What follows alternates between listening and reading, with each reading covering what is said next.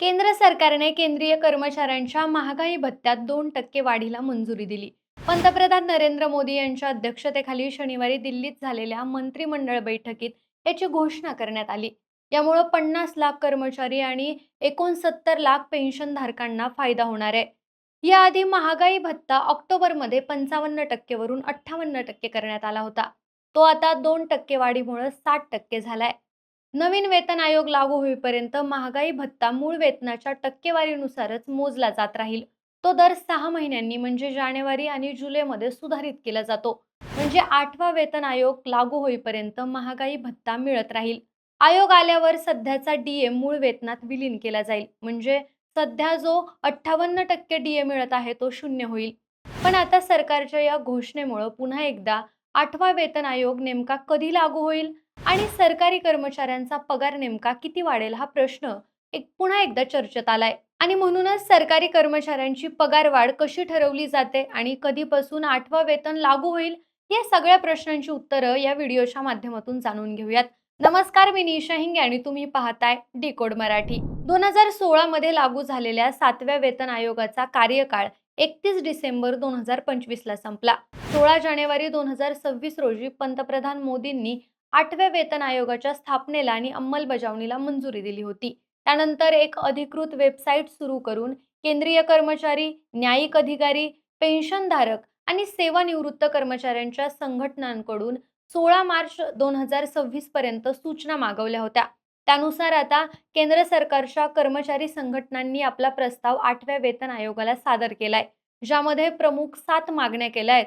यातली पहिली मागणी आहे किमान मूळ वेतन 69,000 असावं. दुसरी म्हणजे फिटमेंट फॅक्टर 3.83 असावा. तिसरी मागणी आहे वार्षिक वेतन वाढ 6% करावं. चौथी मागणी आहे एचआरए किमान स्लॅब 30% असावा. पाचवी मागणी आहे पेन्शन ही शेवटच्या पगाराच्या 67% असावी. यातली 6वी मागणी आहे कौटुंबिक पेन्शन 50% आणि 7वी मागणी जुनी पेन्शन योजना पुन्हा सुरू करण्याची. आता मूळ प्रश्न असा आहे की पगार नेमका किती वाढणार आणि पगार वाढ किती होणार हे कसं ठरतं? केंद्र सरकारच्या कर्मचाऱ्यांच्या पगारात किती वाढ होणार हे फिटमेंट फॅक्टर वरून ठरतं. हा एक मल्टीप्लायर असतो. सरकारची राजकोषीय क्षमता, महागाईचा दर आणि समान वेतन सुधारणांची गरज अशा घटकांचा विचार करून फिटमेंट फॅक्टर किती असावा हे वेतन आयोग ठरवतो. पगार आणि पेन्शन मोजण्यासाठी त्याचा वापर होतो. कर्मचाऱ्यांच्या बेसिक पेला फिटमेंट फॅक्टरनं गुणलं तर त्याची नवीन सॅलरी ठरते. 7व्या वेतन आयोगानं 2.57 असा फिटमेंट फॅक्टर लागू केला होता. त्यामुळं केंद्र सरकारच्या कर्मचारी आणि पेन्शनधारकांच्या मूळ पगाराला 2.57 ने गुणलं गेलं आणि त्यांच्या पगारात जवळपास 2.5 पटीनं वाढ झाली. त्याआधी 6व्या वेतन आयोगानं सुरुवातीला 1.74 इतक्या फिटमेंट फॅक्टरची शिफारस केली होती. मात्र नंतर तो वाढवून 1.86 केला गेला. त्यामुळे सरकारी कर्मचाऱ्यांचा कमीत कमी बेसिक पे 2,750 रुपयांवरून 7,000 रुपये झाला होता.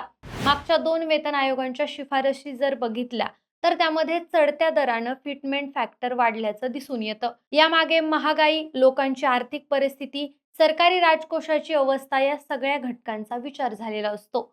यावेळी फिटमेंट फॅक्टर 3.83 असावा असंही सरकारी कर्मचाऱ्यांची मागणी आहे. पण फिटमेंट फॅक्टर ठरवताना महागाई हा एक महत्त्वाचा घटक असतो. आरबीआयच्या मागच्या काही तिमाही बैठकांनंतर महागाईचा सतत दर कमी होत असल्याचं सांगण्यात आलं होतं. त्यामुळे यावेळी फिटमेंट फॅक्टर 3.83 पर्यंत वाढण्याची शक्यता कमी असल्याचं तज्ज्ञांचं मत आहे. अनेक तज्ज्ञांनी तो 2.28 ते 2.86 पर्यंत राहण्याचा अंदाज व्यक्त केलाय. तर काही अहवालांमध्ये तो 2.46 राहण्याची शक्यता वर्तवली आहे. यावर अंतिम निर्णय सरकारचा असेल. आता पुढचा प्रश्न आहे तो म्हणजे 8वा वेतन आयोग कधीपासून लागू होईल? तर आयोगाची स्थापना झाल्यानंतर शिफारसी करण्यासाठी आयोगाला 18 ते 24 महिन्यांचा वेळ लागतो. साधारणतः 2027च्या मध्यापर्यंत या शिफारसी येतील. मागच्या आयोगांना लागलेला वेळ बघता शिफारसींचा अहवाल सादर झाल्यानंतर सरकार शिफारसींची तपासणी आणि अधिसूचना जारी करण्यासाठी 3 ते 6 महिन्यांचा कालावधी घेते.